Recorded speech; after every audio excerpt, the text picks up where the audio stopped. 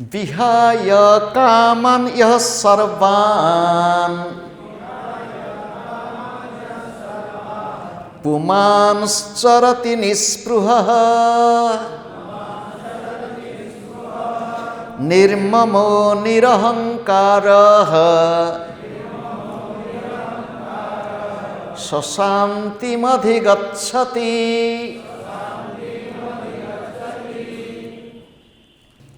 यह पुमान् सर्वान् कामान् विहाय निर्ममः निरहङ्कारः निःस्पृहः चरति सः शान्तिम् अधिगच्छति।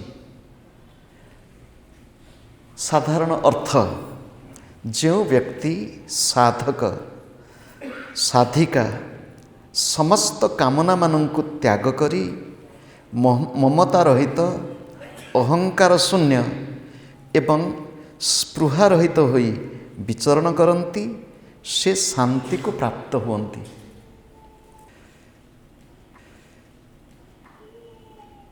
यही श्लोकर टिके पूर्वाभास यही अध्यायर 54तम श्लोक अर्जुनंकर प्रश्न 55 ठारू आरंभ करी ए अध्यायर शेष पर्यंत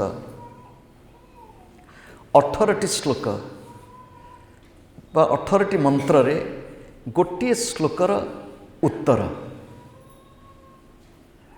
गोटे श्लोकर उत्तर 18टी श्लोक रे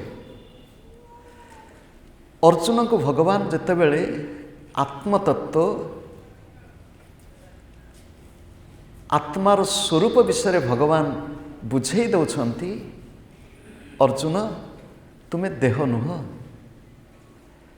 ये देह इंद्रिय मन विषय ये सब क्षणस्थायी, एमानकर आदि अच्छी एवं अंत अच्छी, जन्म अच्छी एवं मृत्यु अच्छी। अर्जुन तुमर स्वरूप आत्मस्वरूप, जहाँ को अग्नि दाह कर पारे नाही, जहाँ को शस्त्र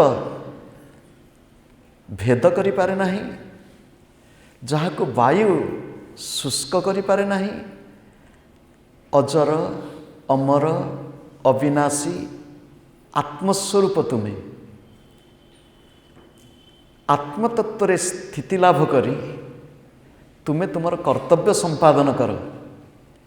अर्जुन का भितर प्रश्न यही भली आत्मतत्व स्थिति लाभ करथिबा किंबा समाधि संपन्न व्यक्ति कौन सृष्टि अछंती, जदि अछंती तांको लक्षण कौन? स्थित प्रज्ञस्य का भाषा समाधिस्थस्य केशव स्थितधिः किं प्रभासेत किं आसीत ब्रजेत किम। यही श्लोकर अंतिम प्रश्न ब्रजेत किम से किभली चलती,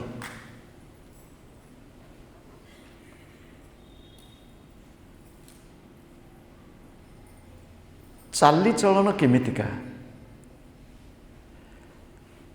यही प्रश्नर उत्तर दबाकु जाई भगवान वर्तमान पहुँची 71तम श्लोक रे विहाय कामान यह सर्वान् पुमांश्चरति निःस्पृहः निर्ममो निरहंकारः सशान्तिम् अधिगच्छति।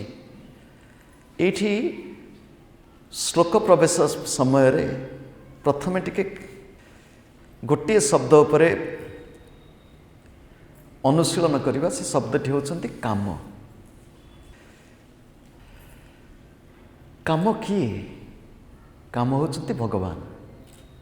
श्री विष्णु सहस्र नाम रे भक्तराज भीष्म जेतेबेले भगवानकर स्तुति करुछंती से कहउछंती तुमे होच कामः, कामकृत, कामहा, कांत।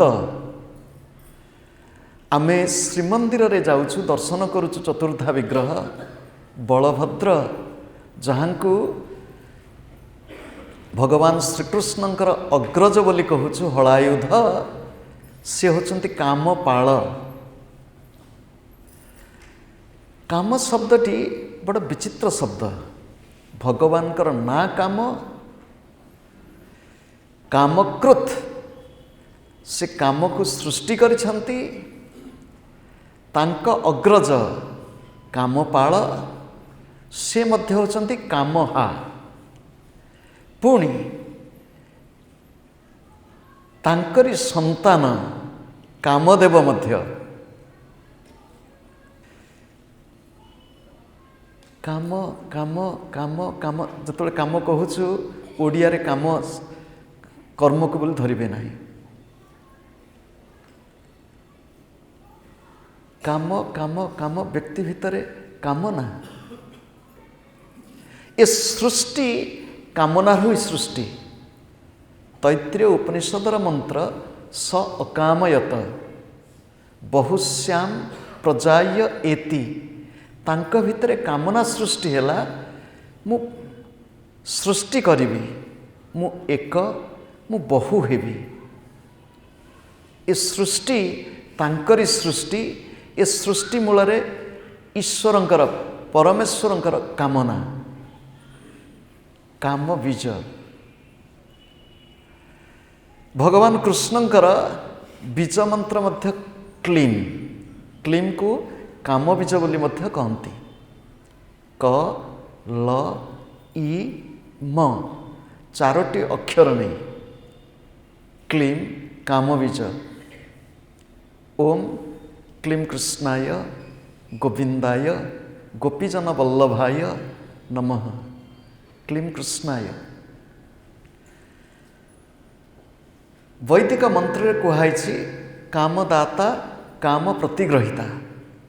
से कामना देइछंती एवं जो कामना देइछंती से ही कामना जदि आमे बुझी पारिबा ताहले तांको आमे सहजरे पाइजिबा। संसार को आसी आमर स्वरूप विस्मृति घटिला। मु किए भूली अहंकार ममकार आकु नहीं आम व्यस्त हो गलु। आर मूल कारण होची आत्मविस्मृति बा अविद्या। अविद्यारु काम, कामरु कर्म, कर्मरु कर्मफल एवं से चक्र भितर आम समस्ते घूरी बुलुचु। ए चक्ररु जन्म मृत्यु ये मध्य चलीची। आमे कौन ये जन्म मृत्यु, जन्म दुख, जरा दुख, संसार सागर दुख, ये दुख सागर रे जन्म मृत्यु रूपक चक्र भितरे निष्पेषित हबो ना। ये सृष्टि भगवानकर मंगलमय सृष्टि। ये सृष्टि जगन्नाथमय भगवतमय। से अनुभूति निज हृदय भितरे आनी निज जीवन को सुंदर करने सहित ए सृष्टि को आहुरी सुंदरतर प्रभुंकर विश्वरूप भाव दर्शन करिवो एवं सृष्टि को सुंदर करिबारे सहायक हबो।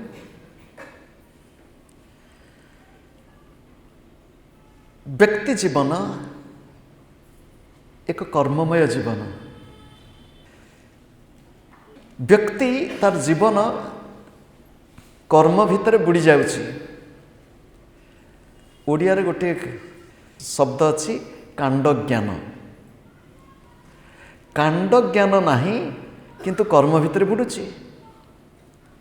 ए कर्म भितर रही आमे कर्म को धर्म, कर्म को उपासना, कर्म को भक्तिमय न करी जीवन को कामनामय कर नौछु।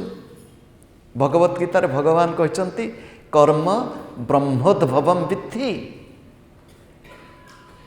जीवन समुद्र रे कर्मर तरंग, ए तरंग तुमर कामनार तरंग नुह, ये हूँ भगवानकर तरंग।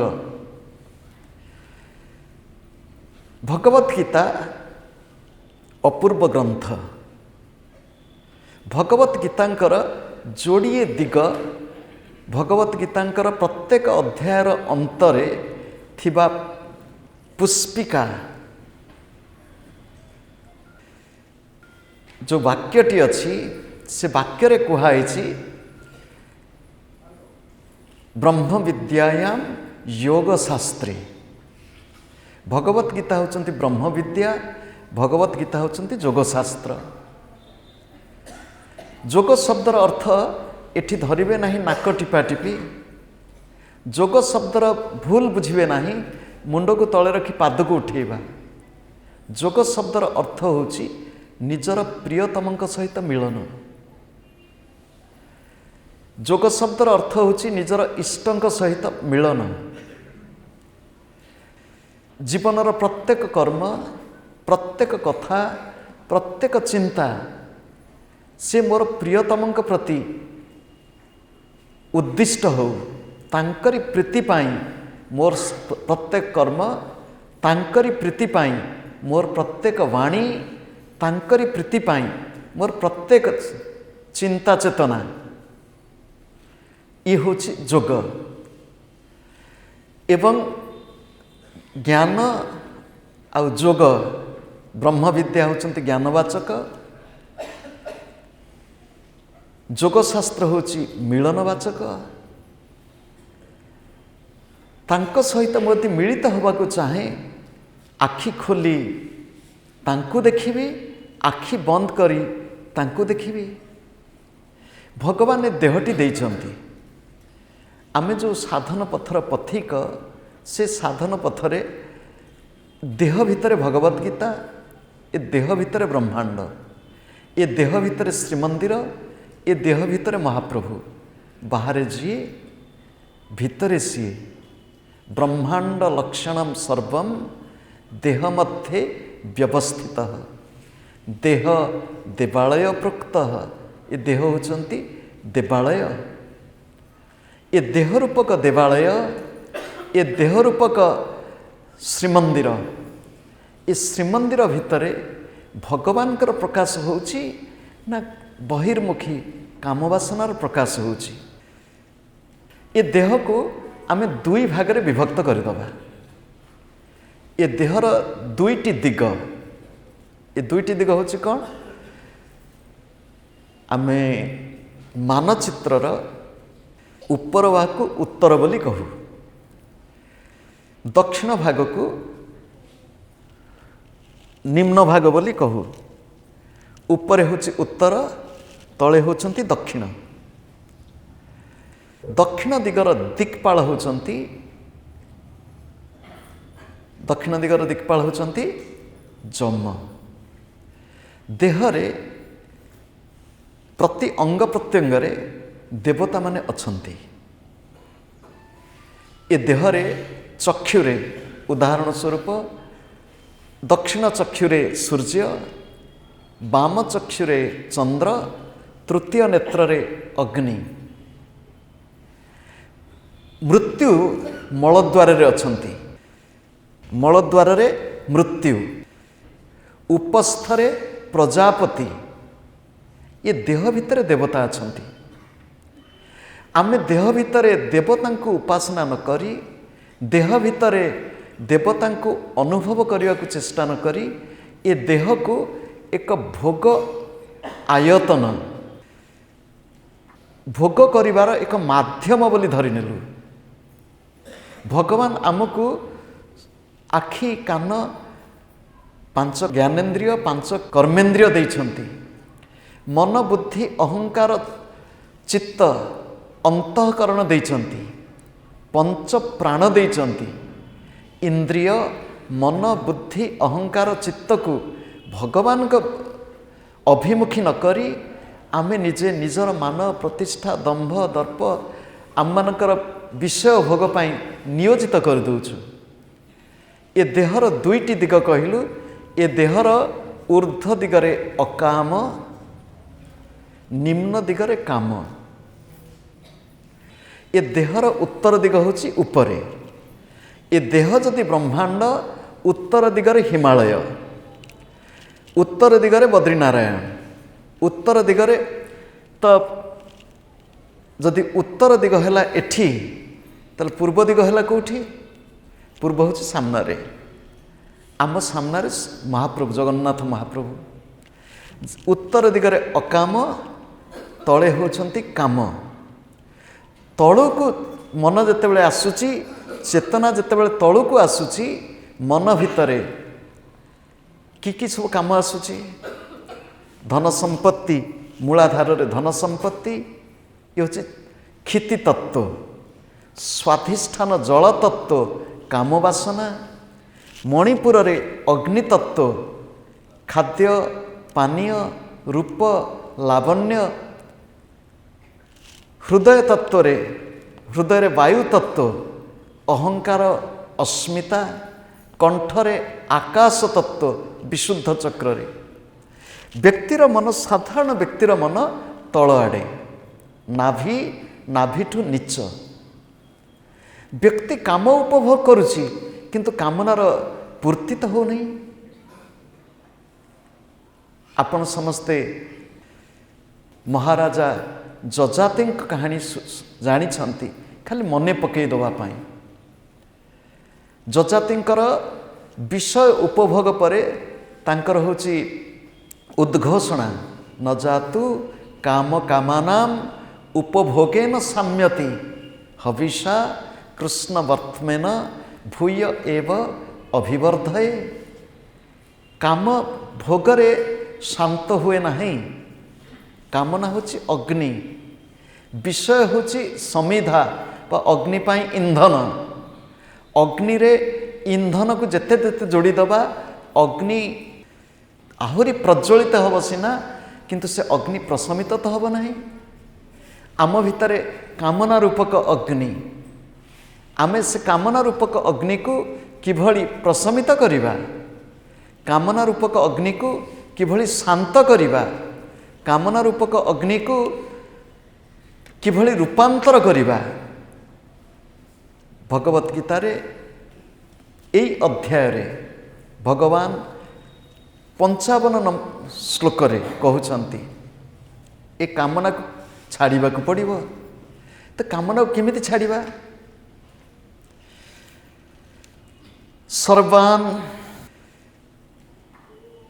कामान विहाय।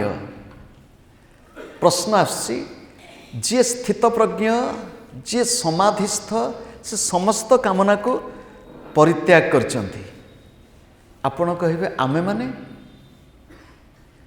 आमे माने को भली अवस्था रे रहिबा? आम माने समस्ते साधक, आम माने समस्ते साधिका। आमे जदि साधक साधिका न होई थांते ए संध्यारे आमे एठिक आसी न थांते। जदि आमे प्रत्येक व्यक्ति जने जने साधक बा साधिका, तार प्रकृत कामना कौन हवा उचित? प्रकृत कामना मु जने साधक, मु जने साधिका, तार मोर प्रकृत कामना बा मोर ध्येय, मोर लक्ष्य, मोर इष्ट, मोर प्रियतम। मोर इष्ट मोर प्रियतम, किंतु जेहेतु से शरीर देइछंती, ए शरीर धारण करिया को पड़िबो।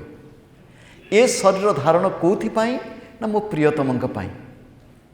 शरीर जत्न करिबो नबा को पड़िबो। ए देह को म गाधेई देबी, गाधेई दउची सुस्थ सुंदर रखुची कोथि पाई?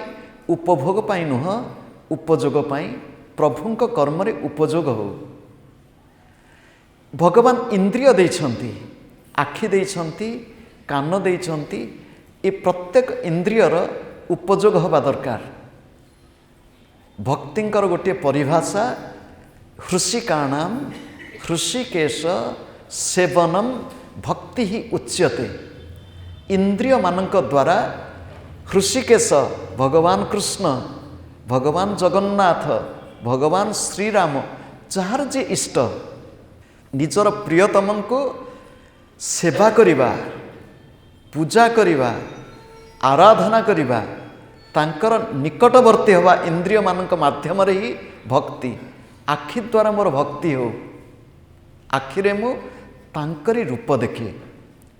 श्रीमद् भागवत महापुराणकर 11 स्कंधरे गोटे अपूर्व श्लोक खं वायुमग्निं सलिलं महिं च दिशो ज्योतिंसि सत्वानि दिशो द्रुमादीन सरित समुद्राणी हरे शरीरम। भगवान गोटे शरीर वर्णना कराई। ये शरीर किभली जहाँ को आम श्रीमंदिर गर्भगृह दर्शन करुचे से जगन्मय ही विश्वरूप धारण करछंती। खं आकाश तांकरी रूप, वायु तांकरी रूप, तांकरी शरीरर अंग, अग्नि सलिलम जल, महिम मूलाधार माटी, ज्योतिर्मंडल तारकामंडल, सत्वानी जेते सब वस्तु सृष्टि होती अछंती, दिशो द्रुमादीन चतुर्दिगरे जहाँ किसी सृष्ट वस्तु दृश्य होची एवं ता सहित गछलता से माने ता भितर समस्ते सरित समुद्राणी, सरित होची नदी, समुद्र होचंती महोदधि सागर, हरे शरीरम। जदि समुद्र को आम देखुचे आमर कौन भगवान कथा मन पड़ुची। नदी को दर्शन कला बेले ये हूँ भगवान शरीर, नदी को दर्शन कला बेले भगवान कथा मन पड़े कि? गछ देखिले भगवान कथा कि मन पड़े? वैदिक संस्कृतिर कि व्यापक दृष्टि। ए प्रकृति नुह, ए प्रकृति होचंती भगवान रूप। माया नुह, ये भगवान शक्ति। किंतु से दृष्टि आमर विकारग्रस्त हो गला। साधक हिसाब से आखि खोलिले जोठी जोठी आखि पड़िबो, जत्र जत्र दृष्टि पड़े तत्र तत्र कृष्ण स्फुरे। कहीं कृष्ण स्फुरण होउची कि? जदि न होउची आम हृदय कौन व्याकुलता आसुची, प्रभु कहीं तुम रूप मु देखि पारुनी, बाह्य नाम रूप मो मन हजि जाउची। सबु नाम तुमरी नाम, सबु रूप तुमरी रूप, कहीं देखिपारुन तो? कथा कहला बेले ये भगवत पाद आद्य शंकराचार्यंकर स्तुति स्तोत्राणी सर्वगिरह, मो मुहर जो शब्द बाहर, हे प्रभु ये हूँ तुमरी स्तुति। पादरे जुआड़े जुआड़े जाऊथी संचार पदय हो प्रदक्षिण विधि, मु जोठी जोठी जाऊथी हे प्रभु तुमरी प्रदक्षिणा। तुम्हें रूप नहीं करी श्रीमंदिर भितर अछ, तुम्हें ए देह मंदिर भितर अछ, समस्त भितर अछ, मु जुआड़े जुआड़े जीवी तुमको तो भूलि नहीं। किंतु आमे साधक ही आम जीवन को साधनामय करुचे कि? उदाहरण स्वरूप ए देह जदि श्रीमंदिर, ए देह रूपक श्रीमंदिर भितर को कौ भली खाद्य प्रवेश करिया उचित? आम मानक भितर खाद्य लालसा अच्छी ना नहीं? जो प्रसाद सामने भगवान को नैवेद्य युक्त करी जाथे तुलसी टिके पड़ी पारिब नहीं, से वस्तु आम मानकर भोग्य नुह, योग्य भी नुह। तो सेही भली द्रव्य को आम ग्रहण करुचु कि? देखंतु आमे केते भाग्यवान, एते बड़ भाग्यवान आमे पुरुषोत्तम धाम रे वास करुचु, महाप्रभुंकर छत्र छाया तले आमे रहुचु। आम मानक भितर किभली भक्ति आसवा दरकार? विहाय कामान यह सर्वान, सर्वान कामान विहाय